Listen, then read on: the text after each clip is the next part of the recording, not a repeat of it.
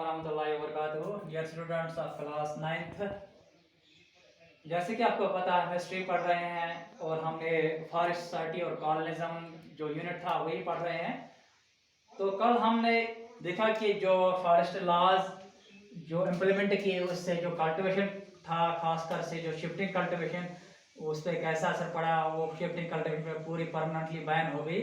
आज का जो हमारा मौजूद है हु कुड हंट, यानी कि अब क्योंकि ये जो फॉरेस्ट सोसाइटीज थी इनका ज्यादातर दार मदार किस पे था? हंटिंग पे था,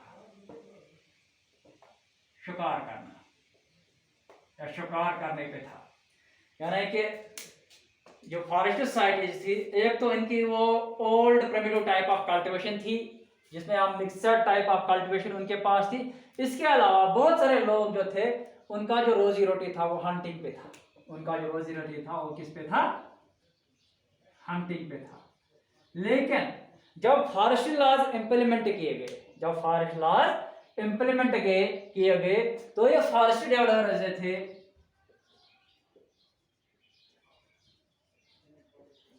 जैसे इन्हें कल्टीवेशन के लिए बहुत सारे लोगों को अपना रोजी रोटी का जरिया जो था वो तब्दील करना पड़ा। इन द सिमिलर वे, इसी तरह इनको जो ही फॉरेस्ट लॉज एक्ट हो गए, बहुत सारों को अपना अपना जो रोजी रोटी का तरीका था कमाने का वो चेंज करना पड़ा। क्योंकि पहले जो था forest before forest laws hunting was permissible.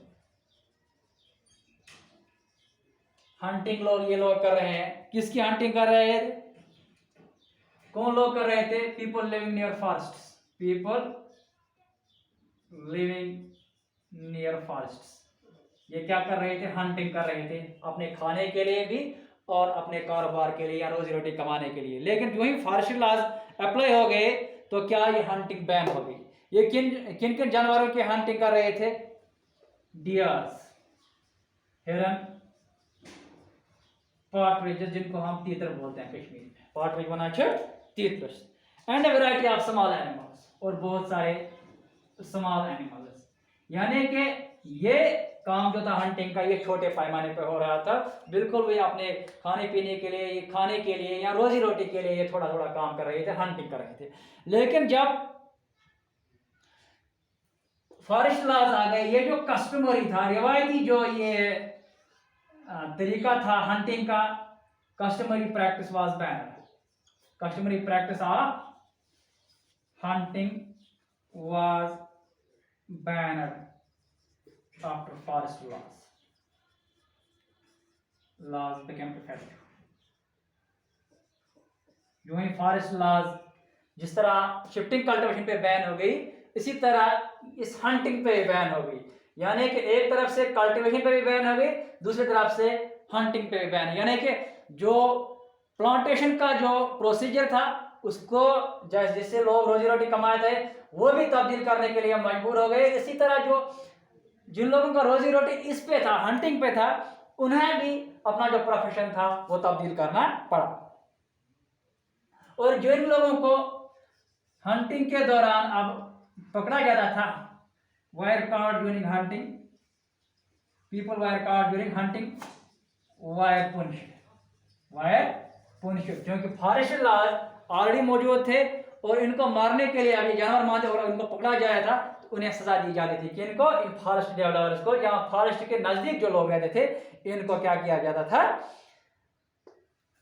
सजा दी जाती थी। इसका मतलब क्या हुआ? ये जो फॉरेस्ट डेवलपर्स थे दे वर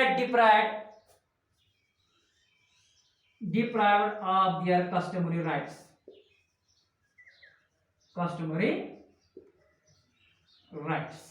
यानी कि जो इनके रिवायती जो हुकूक थे वो इनसे छीने गए। रिवायती हुकूक क्या था? ये हंटिंग करते थे जानवरों की।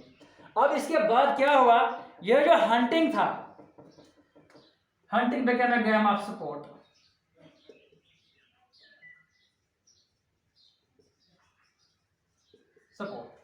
अब ये खेल बन गया था।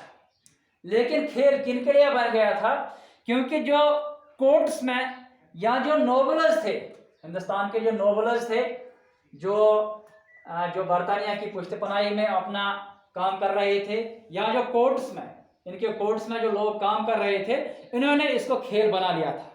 आप देख सकते हो मुगल पीरियड के दौरान बहुत सारे बादशाह जो थे, उनकी पेंटिंग्स में उनके साथ बहुत सारे जानवर हैं और वो इन जानवरों का शिकार करते थे।